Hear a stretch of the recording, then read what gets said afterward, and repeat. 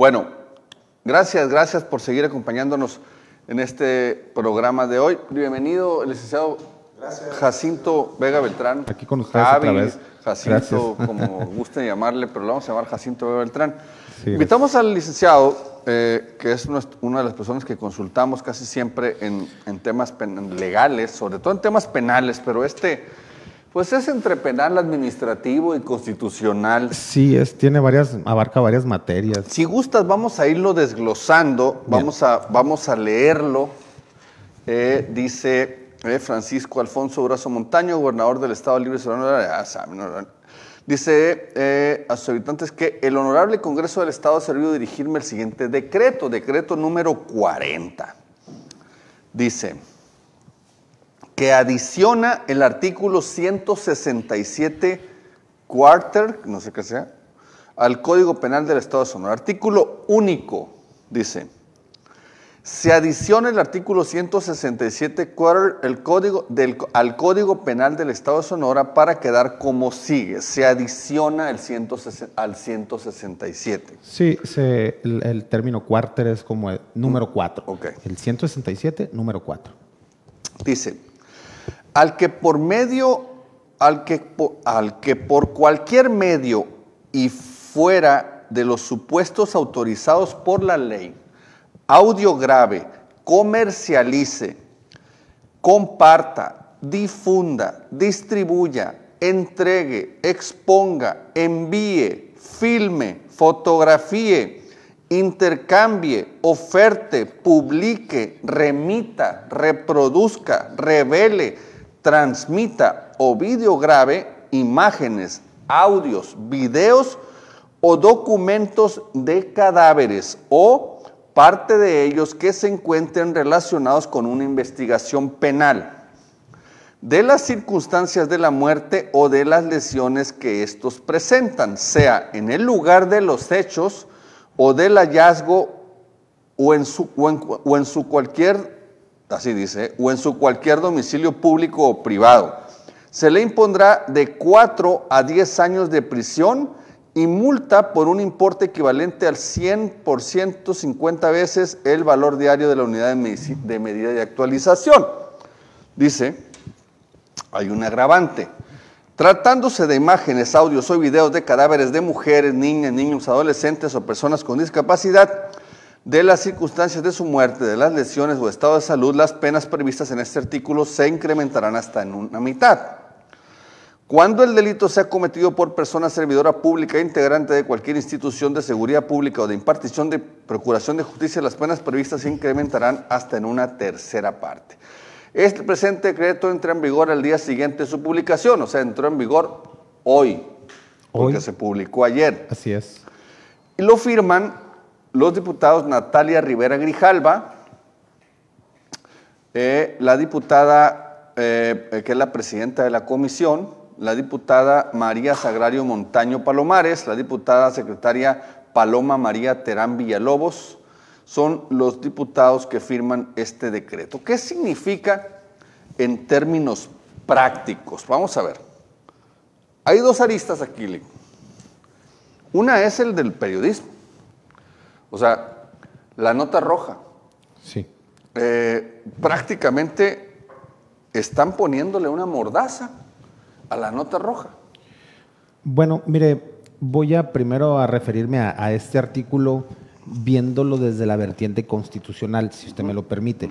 Porque ciertamente, contestando un poco su pregunta y luego retomando el tema que le quiero comentar, ciertamente este artículo, su redacción es ambigua, inclusive hay errores de sintaxis, sí, como lo leyó a usted, ¿no? Con su domicilio oficial o particular. Dice, sea en el lugar de los hechos o del hallazgo o en su cualquier domicilio público o privado. Sí, ¿qué es eso de un domicilio público? ¿Qué es el domicilio de quién? ¿Del activo de la causa o el activo del delito o del pasivo, del occiso, del cadáver? O sea, hay un error de sintaxis y aquí pareciera que el legislador lo hizo al calor, vaya, o sea, fue tan vamos a decir que fue tan rápido el querer hacerlo que incluyeron 18 verbos típicos. O sea, todas las descripciones que usted leyó son verbos típicos. Entonces, la mayoría de ellos son inherentes a las actividades de la prensa. Entonces, si partimos de ese punto, puede existir, no quisiera yo decir la mordaza, pero sí pudiera existir una condición de presión a la prensa o de represión inclusive a la prensa, o de decir, ¿sabes qué? Este tipo de notas, pues, no las difundas. Esto creo yo que sí pudiera considerarse propiamente, vaya, no una mordaza, pero sí una represión o una presión o una represión inclusive contra ciertos y cuales. Oye, es que mira, uno de los verbos típicos que tú dices dice comparta. Exactamente. Difunda. Fíjate. Exactamente.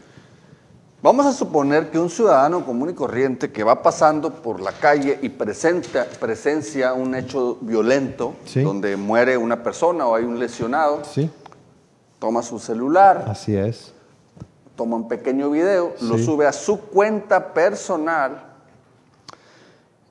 y yo le doy like.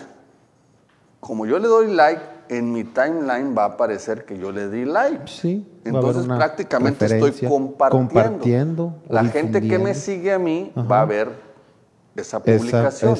Esa reacción suya, esa publicación. O sea, entonces, es tan absurdo esto, más allá de lo constitucional.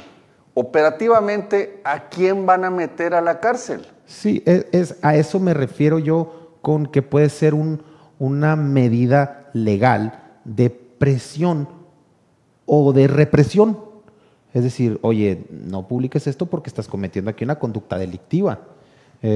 Sí me explico, como para decir, frénate por aquí porque si no te frenas te puedo incoar a un proceso, o sea, te puedo llevar a un proceso. Sí, pero ¿a quién, licenciado? ¿A quién van a meter a la cárcel? ¿Al que filmó? ¿Al que lo compartió? ¿Al que lo subió a su medio? Sí. Si estamos hablando de que estos asuntos la mayoría de las veces son megavirales. Sí. ¿Van a meter a la gente, a 200,000 personas que lo compartieron? Sí, es totalmente inoperante. Sí. Es totalmente inoperante. Te voy a decir ahora la interpretación política. Bien. Desde mi punto de vista. Bien. ¿Qué pasa? Las autoridades tienen una cantaleta desde hace buen rato, que el problema de la inseguridad es más un problema de percepción, ¿no? Sí, claro, sí. Y entonces, el que se difundan este tipo de imágenes, ¿de acuerdo? Pues causa una percepción de inseguridad que dicen ellos no hay tal, o sea, como si esto fuera una percepción. Entonces piensan que con un decreto que te pone penas de 4 a 8 años de prisión. Que es un punto que voy a tocar más adelante. 4 a 10 años de prisión, con agravante de una mitad si es a niños o personas con discapacidad, o mujeres, y con otro agravante que es una tercera parte más si es una autoridad quien lo hace, quien lo toma, pues obviamente no van a caber en la cárcel. Claro. No vamos a caber. Claro. No vamos a caber en la cárcel, por el amor de Dios. ¿Cómo van a hacerle para encontrar al responsable? Porque no nada más es videograbar, es compartir, difundir, distribuir, entregar, exponer, enviar. ¿Cómo le van a hacer?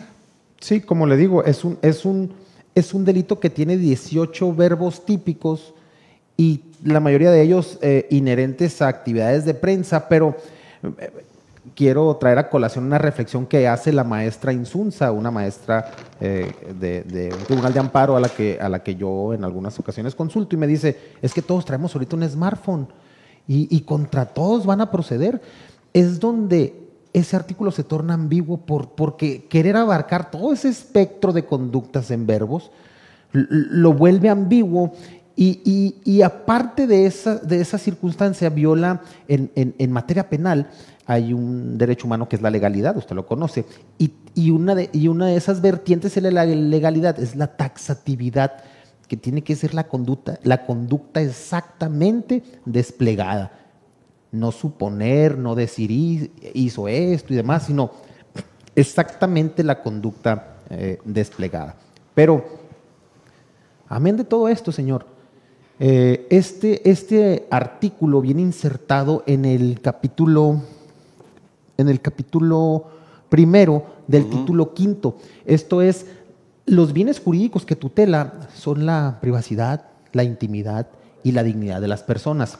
Oye, el 167, me estoy queriendo acordar, es el que le aplicaron a los miones. Sí. ¿No? Sí, así es. Sí, es el de exhibiciones obscenas. Así es.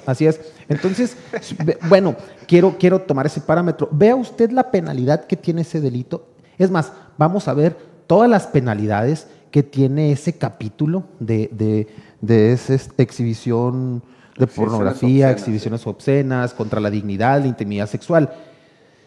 Este delito que se acaba de recién legislar, su pena es desproporcional. Si ponemos una tabla comparativa a todos los delitos de este capítulo, vamos a ver que esta pena se vuelve trascendental, se vuelve desproporcional al bien jurídico tutelado en comparación con los demás delitos de este capítulo, que es la dignidad de las personas y la intimidad. Luego, entonces, en un caso práctico, si a alguien, ojalá que no, lo sentenciaran por este delito, desde mi óptica constitucional, desde mi vertiente constitucional, yo alegaría en demanda de amparo directo, obviamente, la inconstitucionalidad de la pena de este artículo, porque es desproporcional. Habla que la mayor agravante puede imponer hasta 17 años de prisión. Sí, si es un funcionario público. Ajá. O sea, si es un funcionario público sí, de una institución de seguridad, sí, y que además sea una niña, niño, adolescente, sí, o mujeres. Sí, o sea, la agravante, la pena básica, el tipo básico, desde mi perspectiva, la pena es inconstitucional. Amén de que el delito sea ambiguo por todo ese catálogo de 18 verbos, que la mayoría son inherentes a las funciones de prensa, pero también, como le decía usted, a las madres buscadoras que le dan... No encontramos a Ceci Flores, ¿no? Que le dan... Andaba en una zona complicada. Pero sí, obviamente, amigo, estimado licenciado, perdóname, sí, es que estoy sorprendido. Dice, de las situaciones de la muerte o las lesiones, sea en el lugar de los hechos o del hallazgo. Sí. O sea, cuando las madres buscadoras sí, hacen, nunca me ha gustado el término que utilizan, dicen hallazgo positivo. Me causa sí, mucho enfría la sangre. Que encuentran una fosa, sí, y empiezan a sacar los cuerpos y empiezan a enseñarlos para ver si alguien reconoce la ropa, las sí, características. En ese momento ellos están cometiendo este delito y pueden ir a la cárcel. ¿Les pudieran encuadrar esa conducta, alguno de esos 18 verbos? Y espérame, licenciado, de acuerdo a lo que yo estoy aquí leyendo, si yo sigo la cuenta de las madres buscadoras, sí, en Facebook, en Twitter, sí, y le doy compartir, sí, también voy a la cárcel. Es lo ambiguo. Y si hay 20,000 personas que le damos compartir o like, sí, vamos a la... O sea, ¿cómo lo van a operar? Ojalá que la diputada Natalia Rivera nos acepte una invitación a explicarnos cómo van a operar esta ley, porque ella es la presidenta de la comisión que dictaminó este decreto que ya firmó el gobernador del estado y que me preocupa muchísimo que los asesores jurídicos del gobernador no le hayan dicho, oiga, gobernador, esto es inoperante, o que nos vengan y nos expliquen, porque, Madre Santa, o sea... ¿Y sabes cuál es el fondo? ¿Qué con esto quieren combatir la inseguridad pública? La estadística de creen que si la gente no se da cuenta que hay matazones todos los días en las calles de Ciudad Obregón, de Caborca, de Magdalena, hasta de Hermosillo últimamente, Guaymas, Empalme, Nogales. Pues si la gente no lo ve en las redes sociales, no va a ocurrir. Ese es el nivel. Entonces, de verdad, ojalá le hacemos un llamado muy respetuoso a la diputada Natalia Rivera, que es la autora de este decreto, para que por favor venga y nos explique cómo se va a operar. O la gente, o no sé, un agente del Ministerio Público, o la Fiscalía, cómo van a determinar la presunta culpabilidad de una persona que audiograve, comercialice, comparta, difunda, distribuya, entregue, exponga, envíe, filme, fotografía, intercambie, oferte, publique, remite, reproduzca, revele, transmita o videograve imágenes, audios o documentos de cadáveres. Hoy el gobernador estuvimos presentes en una reunión que tuvo con representantes de medios de comunicación justo a propósito del Día de la Libertad de Expresión, que es hoy. Felicidades. Y él decía, pues felicidades a los así comunicadores. Como que muy contento, yo no estoy con ese tema. Él decía que particularmente él apoyaba, la verdad es cierto, sí es abierto a la crítica. Yo no he detectado represión a alguna persona que lo haya criticado.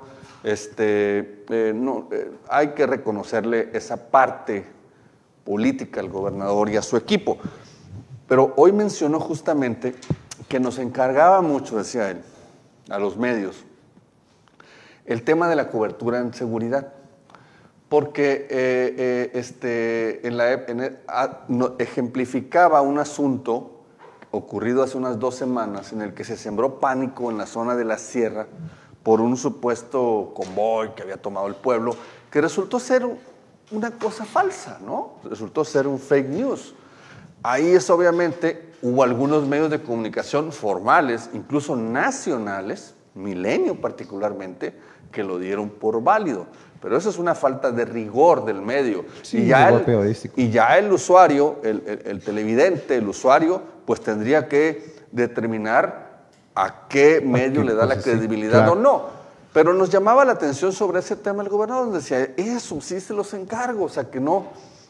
Pero, no sabíamos que estaba firmando un decreto que prácticamente, de verdad, o soy muy burro yo para interpretar la ley, o esto es una total ridiculez. O sea, lo que no entiendo es, ¿a quién van a meter a la cárcel? ¿Al ciudadano que con su teléfono grabó?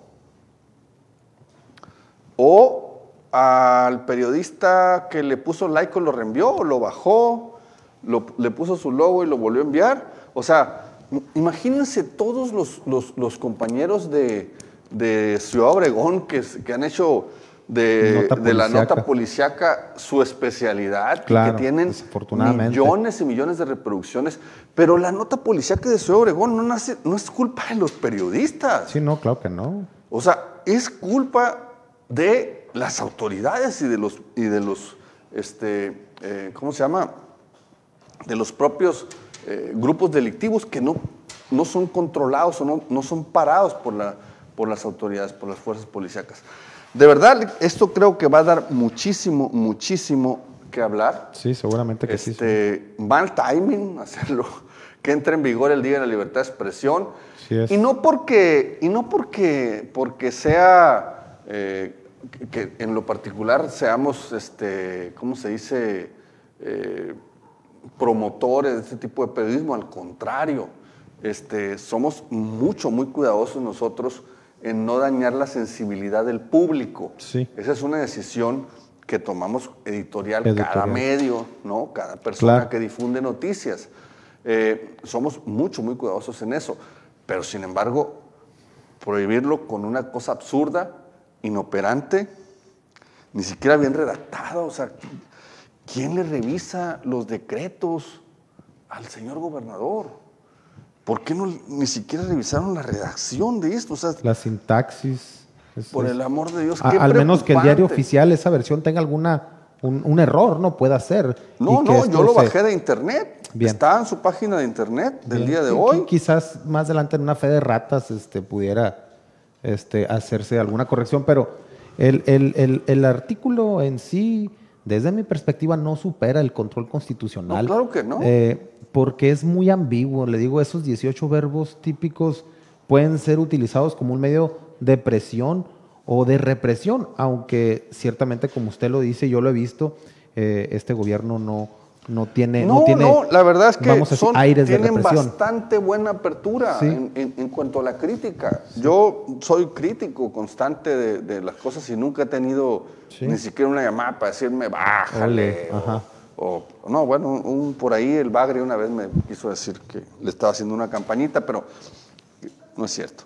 Bueno, Lic, vamos a dejarla por hoy hasta aquí. Muy interesante tu interpretación desde el punto de vista legal, constitucional. Así es. Ojalá que la diputada Natalia Rivera o la diputada Sagrario Montaño o la diputada Paloma Terán pues nos ayuden a entender esto, o alguien de la Fiscalía. Vamos a buscar a ver quién nos puede ayudar a entender este mamotreto legal que entró en vigor hoy, justamente hoy, el Día de la Libertad de Expresión. No la chinguen. Lic, muchas gracias como siempre ya por tu sabe orientación. La orden. Si a alguien le aplican este artículo, pues ya saben dónde encontrarme. Vamos a obviar la terca memoria para presentarles, para presumir, esa es la verdad. No nos gusta ser presumidos, pero a veces no nos queda otra. Casi no le sale. Vamos a un corte, nos vamos directo. Vamos a un corte y volvemos con la bola de cristal que le volvió a atinar. Qué miedo esa bola.